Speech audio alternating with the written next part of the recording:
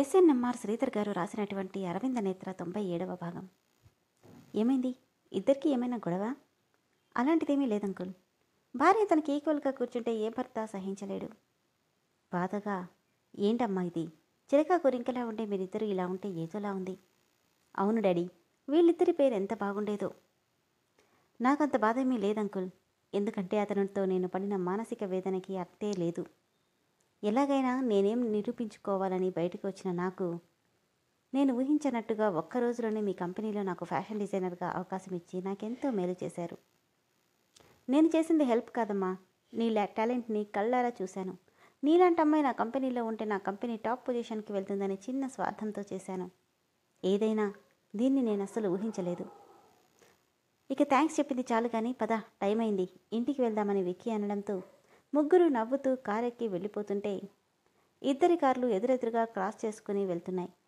వాళ్ళ నవ్వుని చూస్తున్న అరవింద్ దవడలు బిగుసుకుంటున్నాయి. నేత్ర గురించి పోలీస్ స్టేషన్లో కంప్లైంట్ ఇవ్వడానికి వెళ్ళిన ప్రభాకర్ కోపంగా ఇంటికి రావడం చూసి, ఏమైందండి? నేత్ర గురించి ఏమైనా తెలిసిందా? మిమ్మల్ని అడిగేది. మనమ్మాయి క్షేమంగానే ఉందా?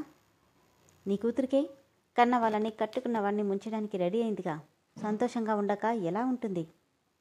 ఏం మాట్లాడుతున్నారండి అంటుండగానే ఇంతలో అమ్మా అమ్మా అంటూ సంతోషంగా పరిగెత్తుకొచ్చాడు నిక్కీ.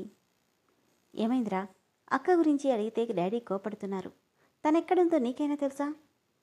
తనిప్పుడు మా అక్క మాత్రమే కదమ్మా, విక్రమ్ ఫ్యాషన్ వరల్డ్కి ఫ్యాషన్ డిజైనర్ అనగానే, ఏంటి?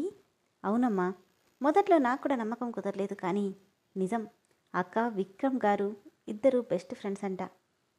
రోడ్డు మీద కనిపించిన తనని ఇంటికి కూడా తీసుకెళ్లారంట. అంతేకాదు, ఒక్క రోజులోనే తన టాలెంట్ చూసి తనకి జాబ్ కూడా ఆఫర్ చేశారు అనే ఎగ్జైట్మెంట్తో చెప్తుంటే, ఇక చాలు నోరు మూస్తావా అన్న ప్రభాకర్ గొంతుకు సైలెంట్ అయ్యాడు నిక్కీ. నిజమేనా అండి? నిజమేనే. ఎవరంటే నీ ప్రభాకర్కి భద్రశత్రువులో ఆపోజిట్ కంపెనీకి వెళ్ళి జాయిన్ అయింది. నిజమా? అంతేకాదు, అది ఇక్కడ నుండి అక్కడే ఉంటుందంట. తప్పేముంది డాడీ, కట్టుకున్నవాడు కన్నవాళ్ళు అందరూ గెంటేస్తే తను మాత్రం ఎక్కడికి వెళ్తుంది? నువ్వు నోరు ముయ్యరా, అక్క గురించి ఒకళ్ళు తప్పుచ్చుకుంటావు. మా అక్కేమీ తప్పుడు పని చేయలేదు. తన కాళ్ళ మీద తను నిలబడ్డానికి అనుకోకుండా అవకాశం వెతుక్కుంటూ వచ్చింది, ఉపయోగించుకుంది, అంతే అని విసురుగా వెళ్ళిపోతే, చూసావా, దాన్ని చూసి వీడు కూడా ఎలా తయారయ్యాడో. ఎందుకండి అలా అంటారు? లేకపోతే ఏంటి శైలజ, అరవింద్కి ఆ విక్రమ్ వాళ్ళకి ఏమాత్రం పడదు. ఇది వెళ్ళి వాడి ఇంట్లో కూర్చుందే కాక వాడి కంపెనీలో ఉద్యోగం చేస్తుంది. రేపొద్దున తన జీవితం ఏమవుతుందో ఒక్క క్షణమైనా ఆలోచించిందా? కూతురు క్షేమంగా ఉందని సంతోషంగా ఉన్నా తన జీవితం గురించి భయమేస్తుంటే, అయితే ఇప్పుడు ఏం చేద్దామండి? చేసేదేముంది? 4 పీకైనా దాన్ని ఇక్కడికి తీసుకురావడమే. అంత ఈజీగా వస్తుందనుకుంటున్నారా? రాకపోతే ఈ క్షణంతో దానికి మనకి ఇక సంబంధం తెగిపోయినట్టే అని విసురుగా వెళ్ళిపోయాడు ప్రభాకర్. భగవంతుడా, తల్లిగా నా కూతురు భర్తతో కాపురం చేసుకోవాలనుకున్నాను, కానీ ఆ బంధం కోసం తన ఆత్మాభిమానాన్ని చంపుకోమని చెప్పలేను. ఈ సమస్యను ఎలాగైనా నువ్వే పరిష్కరించి నా బిడ్డ సంతోషంగా ఉండేలా చూడు స్వామి అని బాధపడింది శైలజ. ఇంటికి రాగానే, నేత్ర, నువ్వు రేపే ఆఫీస్కి రావాల్సి ఉంటుంది. ఈ వీకెండ్లోనే ఒక ఫ్యాషన్ షో జరగబోతుంది.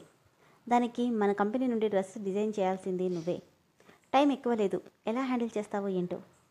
నో ప్రాబ్లం అంకుల్, నేను హ్యాండిల్ చేయగలను అని చెప్పి తన రూమ్లోకి వెళ్ళిపోయిన నేత్రకి వద్దన్నా ఆగకుండా కన్నీళ్ళొస్తున్నాయి. ముందు నీ అస్తిత్వాన్ని నువ్వు పోగొట్టుకోకుండా చూసుకో అన్న అరవింద్ మాటలు చెవిలో మారుమోగుతుంటే, అద్దంలో కనిపిస్తున్న తన ప్రతిబింబాన్ని చూసుకొని, లేదు, నా అస్తిత్వాన్ని నేను పోగొట్టుకోవట్లేదు, నీకు నేనేంటో చూపించాలనుకుంటున్నాను అనుకుని కళ్ళు తుడుచుకొని ఫ్రెష్ అవ్వడానికి వెళ్ళబోతూ అద్దంలో మరోసారి తన రూపాన్ని చూసుకుంది. ఈ కాలానికి తగినట్టుగా ఒక బిజినెస్ ఉమెన్ ఎలా ఉండాలో తను అలాగే ఉంది, కానీ అందులో తనుందా అని తన మనస్సాక్షి ఎదురు ప్రశ్నిస్తుంటే, ఖచ్చితంగా తనందులో లేదు అనుకోగానే ఆ డ్రెస్ మీద చిరాకు పుట్టింది. ఏదో అరవింద్ను ఉడికిద్దామని తన మీద పంతంతో వేసుకుందే తప్ప అది వేసుకోవాలన్న ఇంట్రెస్ట్ ఆమెకి ఏమాత్రం లేదు. చిచి, ముందు ఈ డ్రెస్ తీసి పక్కన పడేయాలి అనుకుంటూ వెళ్ళబోతుంటే, ఇంకోసారి ఇలాంటి డ్రెస్ వేసుకుని నాకు కనిపించావంటే చంపేస్తాను అన్న అరవింద్ మాట గుర్తొచ్చింది. తనకి నచ్చకపోతే నేనెందుకు వేసుకోకూడదు?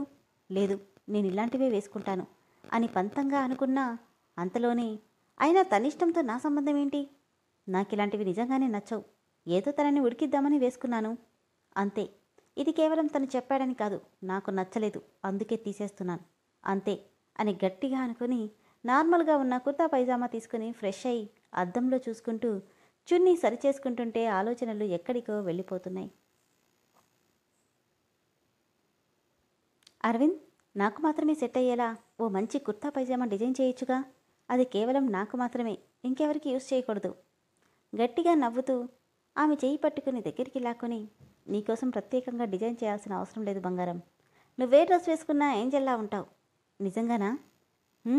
అంటూ నుదుటి మీద ఢీ కొట్టి, నిజంగా చెప్పాలంటే అసలు ఆ డ్రెస్సే లేకపోతే ఇంకా బాగుంటావనగానే హా అంటూ నోరు తెరిచేసి చిచి చిచిచి అంటూ తన గుండెల మీద కొడుతూ, అసలు నీకు సిగ్గు లేకుండా పోతుంది అంటూనే బుగ్గల్లో కెంపులు పూయించింది నేత్ర.